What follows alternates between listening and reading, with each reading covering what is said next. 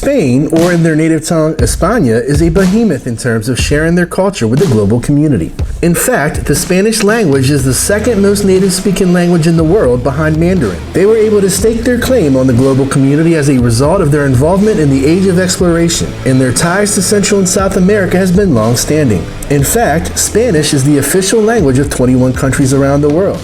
Between their involvement in their neighbor Portugal's, a country that I have fallen in love with, they laid the foundation for the blending of cultures worldwide and were in many ways the founders of the global community. Keep watching to see how Spain helped create an exchange that changed the world forever. My name is Ryan, and on this channel I research and share where a country is, its history and government. I also explore the people, products, and ideas each culture has had to help shape the lives of people around the world. What did you find interesting about Spain, and what did I miss? Please share your thoughts in the comments below. If you want to learn more about our global community, don't forget to subscribe and hit the bell button.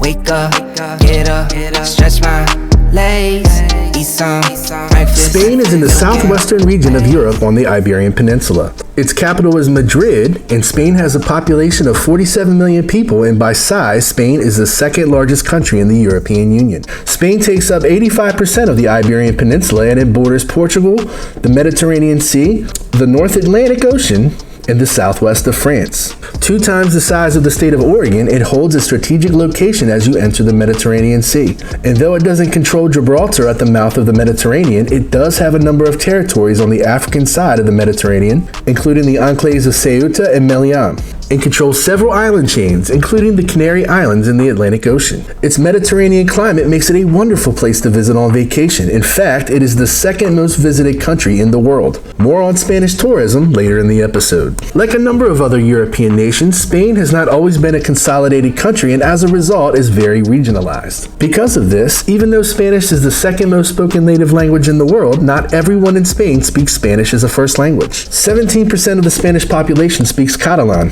which is a Romance language spoken in the Spanish region of Catalonia. The capital of Catalonia is Barcelona, the second largest city in Spain. There are some cultural differences between Catalonia and Spain as well, pooping log, and there has been growing support for Catalan independence in recent years. 7% of the population speaks Galician in the autonomous community of Galicia, which is in the northwest corner of the Iberian Peninsula. A region of Spain that has not always wanted to be a part of Spain is the Basque country. About 2% of the Spanish speak Basque, and each region will make for a great study once I start looking into regions of countries. So now you have the basics of where it is and who is there. Time to find out.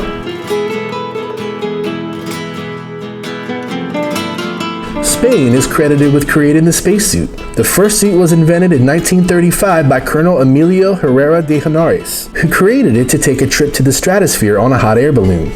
Unfortunately, the Spanish Civil War broke out in 1936 and prevented Herrera from testing his suit, but 30 years later, Herrera's prototype would inspire NASA when the U.S. Space Agency was creating spacesuits for its astronauts. Another Spanish invention is the modern mop, invented by engineer Manuel Jalón Corominas in 1964.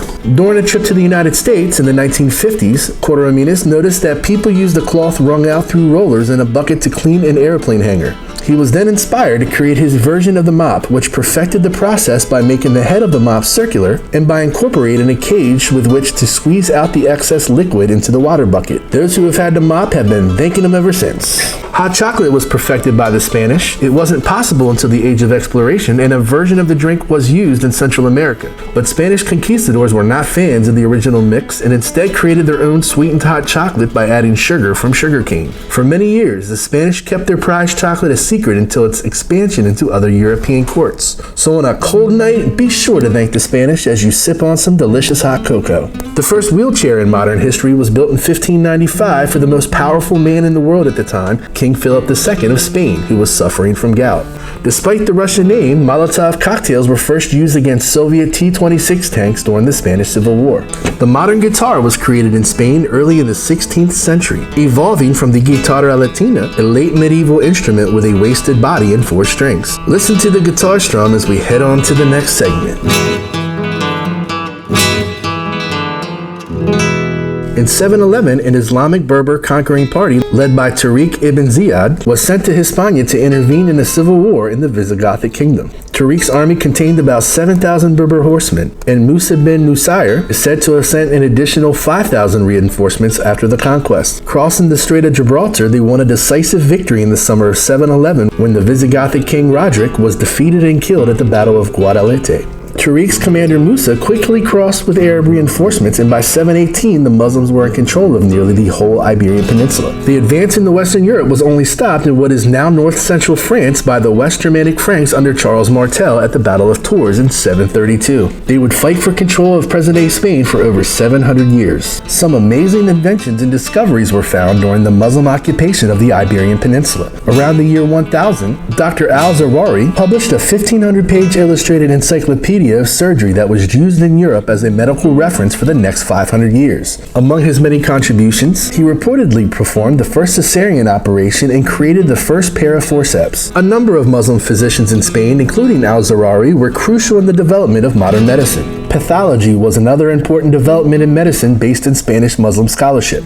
The first correct proposal of the nature of disease was described by Al-Zarari and Ibn Zur. After many years of fighting, Spain was consolidated under the rule of Queen Isabella of Castile and King Ferdinand of Aragon in 1492. In the same year, they agreed to sponsor Christopher Columbus on an expedition to reach the East Indies by sailing west. What he found instead were two new continents that led to the Columbian Exchange, allowing for the exchange of goods from the Old World to the New, helping to create the world we now live in today. From the Old World, or the land that makes up Europe, Asia, and Africa, came many of the common animals we see on farms today, such as cattle, horses, and chickens. They also brought important nutritional staples such as apples and bananas, rice and wheat. The Spanish brought with them their language and religion, and almost every former Spanish colony speaks Spanish and are predominantly Roman Catholic to this day. On the other hand, the Europeans did enslave natives early on, took their land, and unintentionally brought with them some pretty nasty diseases the Native Americans did not have an immunity built up for, including smallpox, influenza, and the bubonic plague. These diseases and many others eventually killed about 90% of all Native Americans, leading to many Europeans to believe that the land of the Americas was a gift from God. The Americas, on the other hand, had many things that had not existed in Eurasia or Africa. Animals such as turkeys, alpacas, and llamas were introduced to the Old World, and many plants found in the Americas became essential in the Old. Do you think that potatoes are an Irish thing? No. In fact, the potatoes, corn, and cassava became important staple foods in Europe and Africa, and they came from the New World.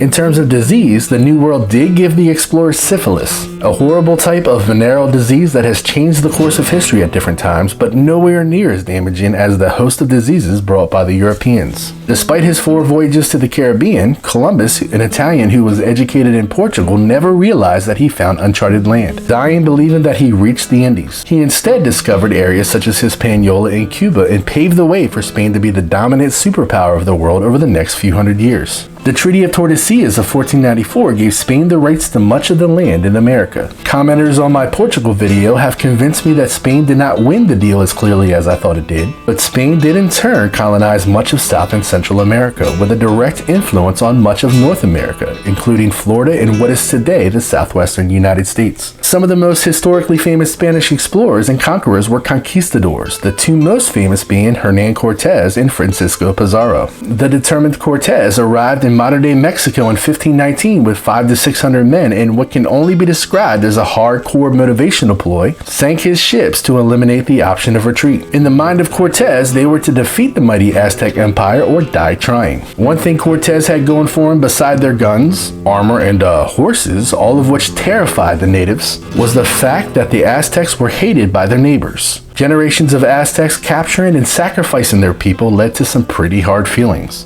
Cortez, with the help of the diseases that came with them and the many Native Americans they allied with, were able to defeat Montezuma II and the mighty Aztec Empire. It's an amazing story, and I plan to dive deeper into it when we make a video about Mexico. Another conquistador and the second cousin of Cortez was Francisco Pizarro, who brought down what was likely the second most powerful empire in the Americas, the Inca. After hearing stories of vast amounts of gold that could be had near the Piru River, an area which eventually became Peru, Pizarro arrived in 1532, right after a bloody civil war between brothers, in which Atahualpa defeated Huáscar to become emperor of the Inca. Pizarro was able to take Atahualpa captive and effectively control the empire, before executing him and taking taken over in the name of Spain. More on this story when we explore Peru. There are entirely too many important Spanish explorers for me to mention in this video. Which ones should I have mentioned but didn't? Please let me know in the comments. Spanish exploration and colonization created a golden age for Spain in which they were the world's superpower and achieved many great things at home, some of which will be mentioned in the next section.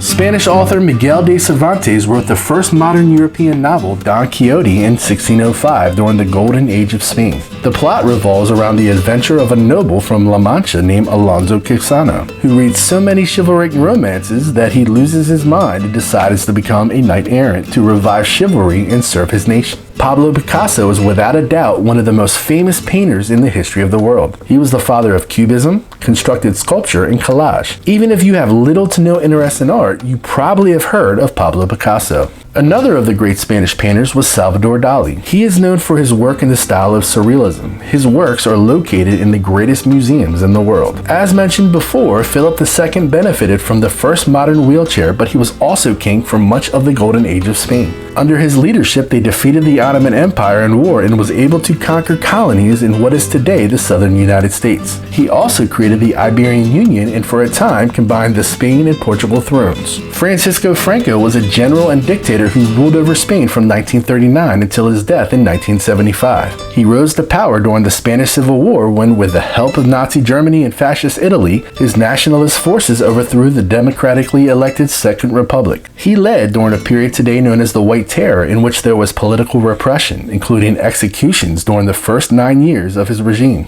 The terror was motivated by the ideas of limpieza social, a cleansing of society. This meant the killing of people viewed as enemies of the state. Franco's use of forced labor, concentration camps, and executions led to between 30 and 50,000 deaths. Franco did restore the monarchy after his final years, being succeeded by Juan Carlos as the King of Spain, who in turn led the Spanish transition to democracy. Famous modern-day Spaniards include actors Penelope Cruz and Javier Bardem. The Spanish have been very successful in sports, especially in the world of football. Pep Guardiola is widely considered as one of the greatest managers of all time, and the Spanish national football team has gone through a golden age in recent years, winning the World Cup in 2010 and back-to-back European championships in 2008 and 2012. Spain has had an abundance of generational talents in recent years, such as Sergio Ramos, David Villa, Iker Casillas, Carlos Puyol, Andres Iniesta, Xavi, and Gerard Piqué. And finally, the two baddest Mexicans in cinematic history, Zorro and El Mariachi in Desperado, were both played by Spanish acting legend Antonio Banderas. Be sure to tell me who you would have liked to have seen in the comments.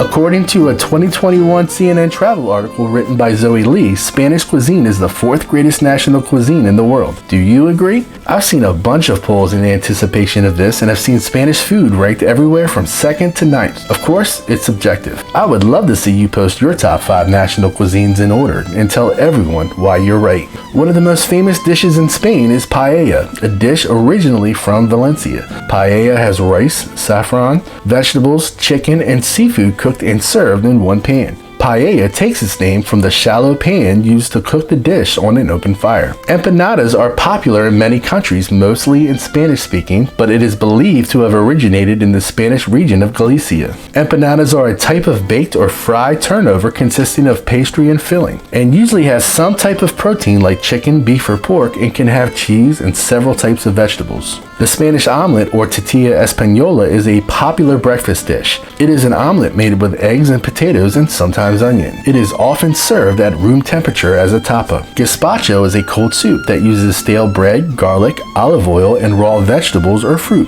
It's mostly known for using tomatoes, but some recipes call for other ingredients such as avocado, parsley, watermelon, and meat stock. It serves as a refreshing meal on a hot Iberian summer day. Sangria is an alcoholic beverage that comes from the Iberian Peninsula. A punch, sangria traditionally has red wine and chopped fruit, often with other ingredients or spirits. It's been popular in Spain and Portugal for many years, but its popularity has spread worldwide. An interesting part of Spanish cuisine is when it is eaten. The people of Spain, on average, eat lunch and dinner later than most people in the world, and as a result have several smaller meals or snacks throughout the day. The most important common meal in many Spanish households is comida or lunch, which is treated like dinner in many other countries, but it doesn't usually happen until after 2 p.m. Historically, many in Spain would finish lunch with a siesta, meaning a break or a nap for a few hours to guard against the hottest part of the day. But studies show that only 18% of Spaniards still take a midday nap. Spanish dinner time is among the latest meals in the world, happening between 8 and 10:30 p.m.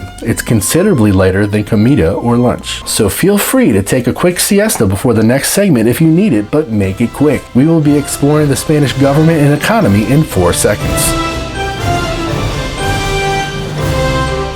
Spain is a parliamentary constitutional monarchy and the chief of state is King Felipe VI. Unlike the Queen of England, Felipe VI can act as a moderator in disputes between the country's institutions. Spain's government is made up of 3 branches. What they call the government is the executive branch and is led by Prime Minister Pedro Sanchez and 22 ministers, whose duties are to lead offices ranging from defense to consumer affairs. Together, they form the Council of Ministers. They are responsible before their parliament, the Cortes Generales, and the Congress of the Deputies, a body which elects the Prime Minister or dismisses him through a motion of censure. The Cortes Generales is a bicameral legislative body of Spanish government. The Congress of Deputies meets in the Palacio de las Cortes and the Senate meets in the Palacio del Senado, both in the capital of Spain, Madrid. There are a total of 616 members of the Cortes Generales. In terms of the economy, a peaceful transition to democracy following the death of dictator Francisco Franco in 1975 and modernization gave Spain a rapidly growing economy. A major boost to the economy is tourism. As I mentioned before, Spain is the second most visited country in the world, passing the United States during the Donald Trump years. I wonder why. 83.7 million people visited Spain in 2019 alone, with many coming from other European nations. The most visited region in Spain is Catalonia, no doubt to watch the legendary Lionel Messi. Better do it soon, folks, he's not getting any younger. But mostly to visit some of their amazing sites like the Sagrada Familia, a breathtaking cathedral that was the brainchild of genius architect Antoni Gaudi. Construction began in 1882. And they are still building it. Complete or not, it is amazing. Spain also gets tons of visitors for their unique festivals, from the running of the bulls in Pamplona, more on that in a bit, to La Tomatina in Buñol, in which crowds of people get into a huge tomato throwing fight that lasts for an hour. It's all in good fun and no one is supposed to get hurt, except for the tomatoes. Spain is also renowned for its beaches, with the most famous possibly being Ibiza in the Balearic Islands, which is known as much for its nightlife as it is for its beaches. I took a pill in Ibiza. Another important beach destination are the Canary Islands, which sees 12 million tourists a year. Though olive oil is often associated with Italian or Greek cuisine, Spain is the world's biggest producer of olive oil, producing as much as 60% of the world's supply. Spain also produces the second most wine in the world, coming in just behind Italy. A type of wine that comes from Spain is sherry, a fortified wine made from the Palomino grape. So we covered siesta, then wines. I would think that in real life it would be the other way around.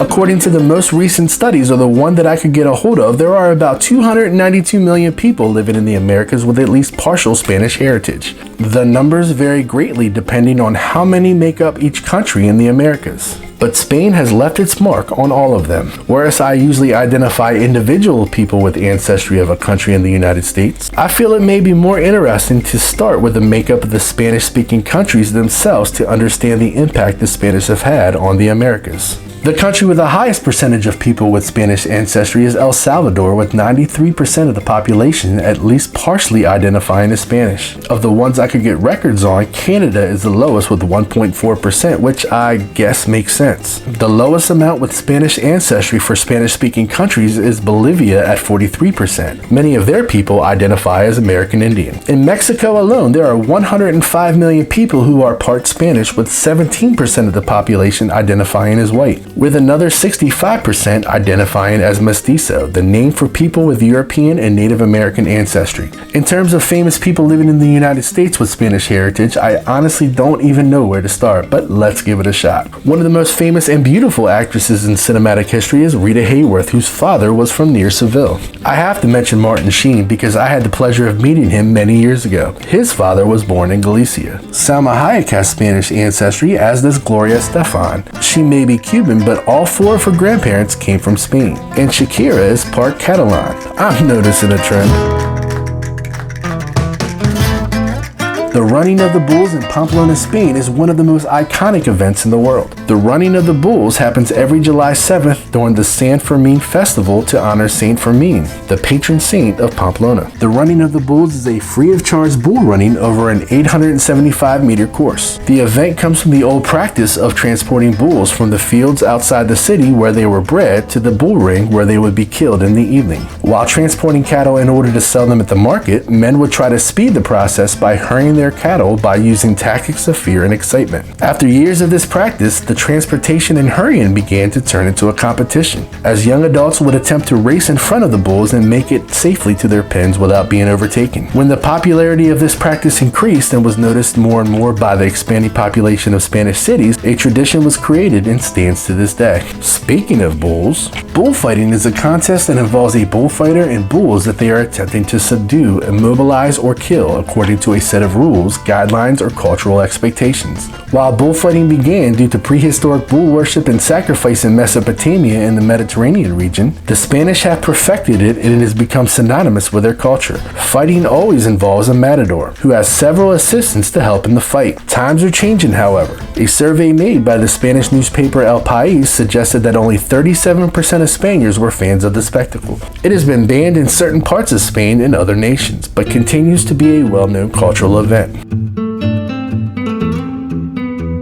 A regional Christmas tradition of Spain that I can't leave out is Tío de Nadal, the pooping log. In the region of Catalonia, the pooping log is a hollow log with stick legs, a smiley face, and a floppy red hat. On December 8th of each year, the Feast of the Immaculate Conception, families bring out the log. Every night until December 24th, children are tasked with feeding the log by offering him nuts, dried fruit, and water. On Christmas Eve, children gather around the red-hatted branch and beat him with sticks while singing the traditional Tío de Nadal song. The kids look under Tío Nadal's blanket and discover that the dear log has pooped out a pile of candies and presents. Sometimes I guess it pays to beat the crap out of something. Barcelona also held the Olympics in 1992. One of the most memorable events was in basketball, in which the admittance of NBA players led to the formation of the Dream Team of the United States in 2010. While that concludes our education of Spain for the time being, we will be traveling to the Americas for the next 5 videos. First up is the wonderful country of Brazil. What would you like to see highlighted about Brazil? If you made it this far, your voice has to be heard. Until next time, thanks for watching.